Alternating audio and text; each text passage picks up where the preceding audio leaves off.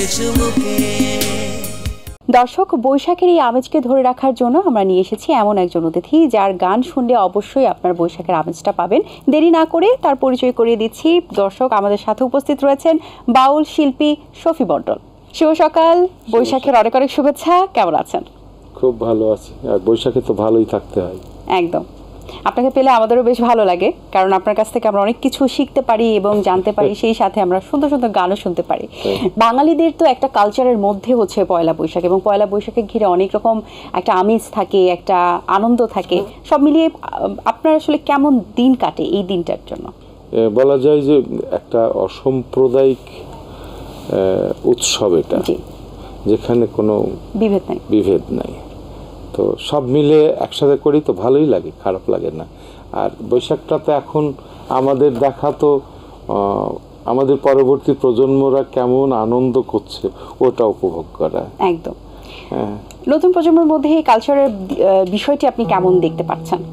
খুবই সম্ভাবনাময়, খুবই ভালো। আপনার ভাবনায় পয়লা বৈশাখ আসলে মানেটা কি? এটা কেন পালন করা দরকার?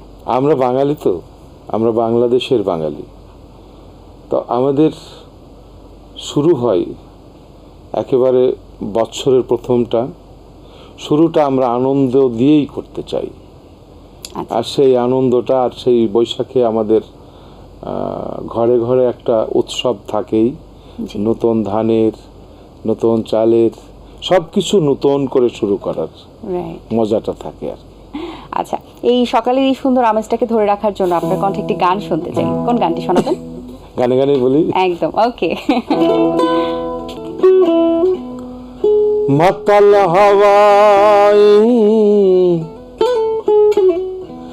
ডাক দিয়ে যাই, বৈশাখ এলো রে।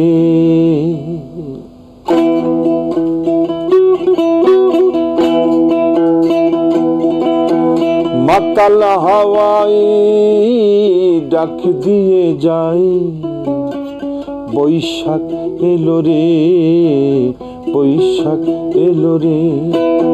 সেই হাওয়াতে দাউড়িয়ে, সেই হাওয়াতে দাউড়িয়ে মনের ধুলা রে। মাতাল হাওয়ায় ডাক দিয়ে যাই, বৈশাখ এলো রে, বৈশাখ এলো রে। বাহ, চমৎকার। পয়লা বৈশাখে যে পান্তা ইলিশ খাওয়ার যে একটা ট্রেন্ড, এবং সেই সাথে লাল সাদা ড্রেসের যে একটা ট্রেন্ড, এই ট্রেন্ডটা আপনার কাছে কেমন লাগে? এবং অন্যান্য কালচার থেকে আমাদের যে কালচারটা একটু ডিফারেন্ট করে, এটা আপনার কাছে কতটুকু ভালো অনুভূত হয়? দুটোই আমাদের ঐতিহ্য, পান্তা ভাতটাও, ইলিশ মাছটাও। আর সে ওই পয়লা বৈশাখে ওই দুইটুকে এক জায়গায় করে আমরা যখন উৎসবে খাই, এটা অনেক ভালো লাগার ব্যাপার। তো অনেক ভালোই লাগে, খারাপ লাগে না। আচ্ছা, ছোটবেলার কি বৈশাখের কথা মনে আছে? খুবই মনে আছে। গ্রামে বড় বড় একটা উদাহরণ যদি আমাদের বলেন। বড় বড় মেলা হতো। আচ্ছা, সেই মেলায় বৈশাখের বেলুন উঠতো খুব। তখন তো এত রঙিন বেলুন ছিল না।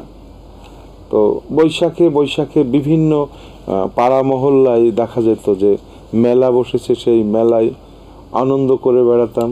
এটা সেগুলো খুব নিজেকে আন্দোলিত করে এখনো পর্যন্ত।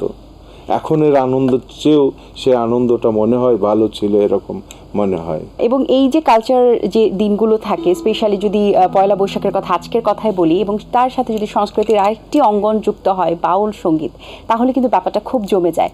এবং একজন বাউল সঙ্গীত শিল্পী হিসেবে আপনার যে সাধনা, আপনার যে অভিজ্ঞতা, আপনার যে গবেষণা, সবকিছু মিলিয়ে এই যে অবিচ্ছেদ্য একটা অংশ, অবিচ্ছেদ্য একটা যে মিলন, এই মিলনের আসলে তাৎপর্য এবং মিলনের বর্ণনা যদি একটু আপনার কাছে জানতে চাই। আসলে বৈশাখ মানেই তো বাউল, বাউলেরই অংশ বিশেষ। অন্যান্য কবিও যখন বৈশাখের গান লিখেন, তখন তারাও ঠিক বাউল হয়েই লিখেন।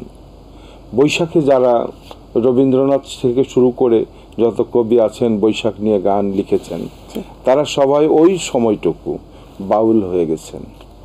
বাউল না হলে বৈশাখের মজাই নাই। যেমন ভাষা আন্দোলন থেকে শুরু করে ভাষা আন্দোলনের সবচেয়ে বেশি প্রাপ্তি হয়েছিলাম আমরা, যার কারণ আমরা মায়ের ভাষায় কথা বলি। যারা কখনো স্কুলে যায়নি তারাও আমরা বাংলা ভাষা জানি, তার কারণ আমাদের শিক্ষক ছিলেন আমাদের মা যা বলেছেন সেটা শিখেছি, আর সেটাই তো বৈশাখ। রাইট, সেটাই বৈশাখ। বাঙালি মাটি এবং মানুষের কথা যখন আসে, লালন সঙ্গীতের যে কথা বা কোন গানগুলো, লালন সঙ্গীতের যে গানগুলো মার কথা, মাটির কথা, এই যে একটা আমেজ তৈরি করে, সেটা হলো মানুষ তত্ত্বের কথা সব ভুলে যাই আমরা, জাত মত ধর্ম বর্ণ সব ভুলে গিয়ে আমরা একটা মানুষের কাতারে দাঁড়িয়ে মানুষের প্রশংসা করি। মানুষের প্রশংসা করা মানে মাটির প্রশংসা, মানে এই মাটি, মা, মাটি, মানুষ তিনটি একত্রে ঘেঁটে আমরা এই তিনটির প্রশংসা করতে হবে। কারণ যে আমরা মানুষকে ভালোবাসা, যে দৃশ্যমান মানুষকে ভালোবাসে না সে তো ঈশ্বরকেও ভালোবাসে না। তো এই মাটিকে ভালোবাসে না সে মাকে ভালোবাসে না, যে মাকে ভালোবাসে না সে দেশকে ভালোবাসে না। সব মিশে আছে তো এর মধ্যে। রাইট, অতপ্রতভাবে আসলে জড়িয়ে রয়েছে। আচ্ছা, আমরা আবার একটু গানে গানে কথা বলতে চাই। মানুষ ছাড়া খাপারে তুই,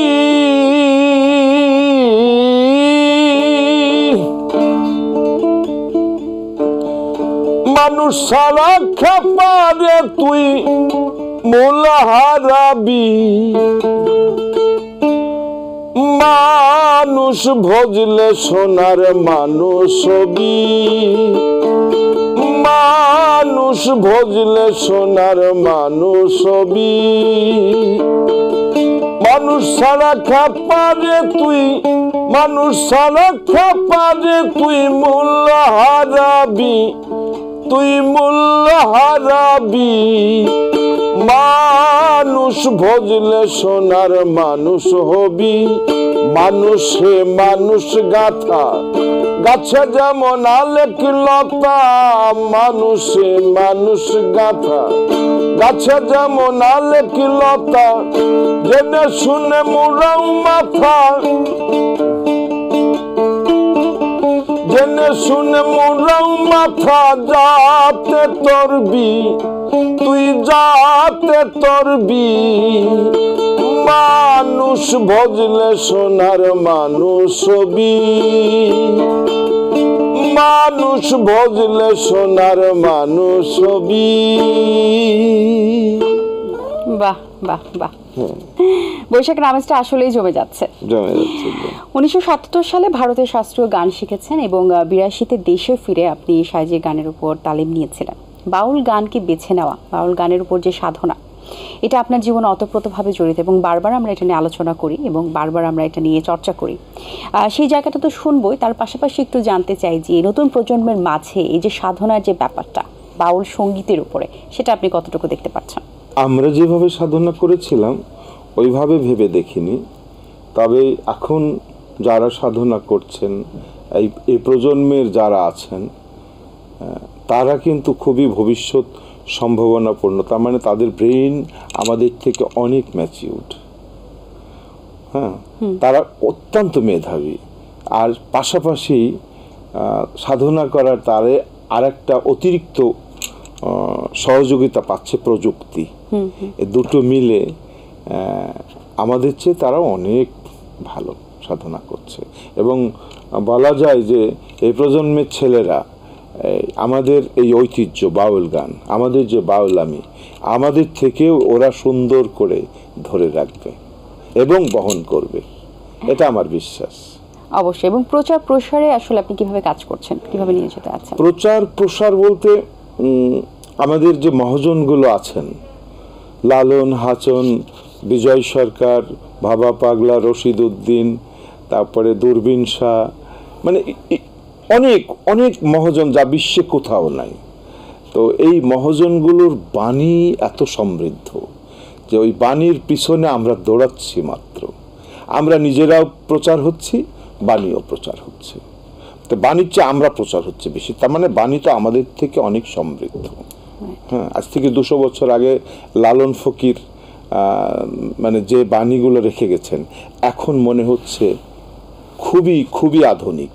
এখন যারা শিল্পী রয়েছেন, স্পেশালি যদি বলি বাউল সঙ্গীত শিল্পীতে যারা আসলে বাউল সঙ্গীতে এখন নিয়োজিত আছেন, সাধনার সাথে কাজ করছেন, ভালোবাসছেন গানকে, শেখার যে বিষয় আছে, তাদের মধ্যে আর কি কি ক্যাপাবিলিটি বা কি উপদেশ থাকবে আপনার জায়গা থেকে, যেটার কারণে সে আরও বেশি এই জিনিসটা সাধনার জায়গা থেকে ভালোবাসতে পারবে?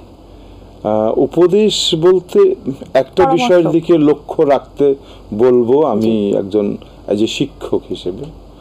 তো সেটা হলো আমরা যেখান থেকেই এই বাউল গান করি না কেন, বাউলের গানের মধ্যে কতগুলো দিক আছে। সেটা হলো শেকড়ের গন্ধ, মাটির গন্ধ, মা মাটি মানুষের গন্ধ।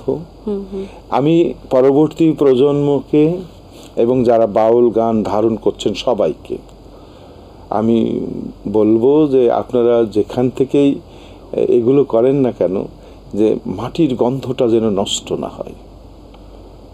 হ্যাঁ, তার যেমন একটা গান গাইলে যেন বুঝতে পারে সবাই যে এটা হাসনের গান, এটা লালনের গান। সবার কিন্তু আলাদা আলাদা স্বকীয় মান আছে। এই গন্ধটা যেন নষ্ট না হয়, শেকড়ের গন্ধটা যেন নষ্ট না হয়, মানুষের গন্ধ, মাটির গন্ধ, মায়ের গন্ধ, এটা যেন নষ্ট না হয়। এটাকে লক্ষ্য রাখলে বাকিটা আপনাদের দায়িত্ব।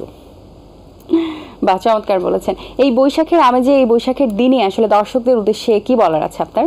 দর্শককে আমার বলার আছে যে আসুন আমরা একসাথে মিশে আমরা বাংলা গানকে বেশি বেশি করে প্রাধান্য দেই এবং বাংলা গান শুনি, বাংলা গানকে ভালোবাসি এবং পরবর্তী প্রজন্মকে উৎসাহ দেই বাংলা গান গাওয়ার এবং শোনার জন্য। এইটাই। আচ্ছা, আমরা তো এখন বাড়ি ফিরে যেতে হবে, কিন্তু তার আগে আপনার কণ্ঠে একটি আবারও গান শুনতে চাই।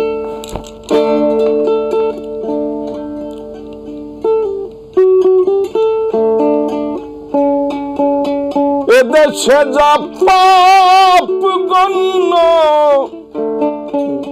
অন্য দেশে পুণ্যতাই। পাপ পুণ্যের কথাই আমি কারে বা শুধাই। শূকর গরু দুটি পশু খাইতে বলেছেন যিশু। এখন কেন হিন্দু মুসলিম বিভেদে পাছে হটাও? পাপ পুণ্যের কথাই আমি কারে বা শুধাই। দেশ সমস্যায় অনুসারে ভিন্ন বিধান হতেই পারে।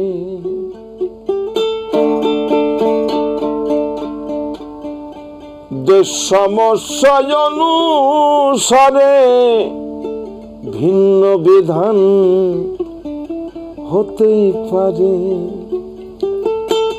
সূক্ষ্ম জ্ঞানে বিচার করলে পাপ পুণ্যের আর নাই বালাই। পাপ পুণ্যের কথাই আমি কারে বা শুধাই।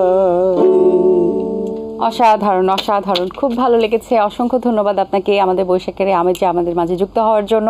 অনেক শুভকামনা রইল আপনার জন্য। ভালো থাকবেন সবসময়। আপনারাও ভালো থাকবেন। দর্শক, আশা করছি আজকের আয়োজন আপনাদের ভালো লেগেছে। আজ এই পর্যন্তই। আপনাদের সঙ্গে দেখা হবে আগামী পর্বের নতুন কারোর সঙ্গে। সেই পর্যন্ত ভালো থাকুন, সুস্থ থাকুন এবং এটিএন বাংলার সাথেই থাকবেন। সবাইকে আল্লাহ হাফেজ। দিন আসে দিন যায়, সময়টা চলে যায়, তবু আছি এই বেশ ভালো। জীবনটা রঙময়, যেভাবেই হওয়া চাই, নয় কবু সাদা কালো। এই আশাতে স্বপ্ন ভাসে, সুখ হাসে চোখে মুখে, চায়ের চুমুকে।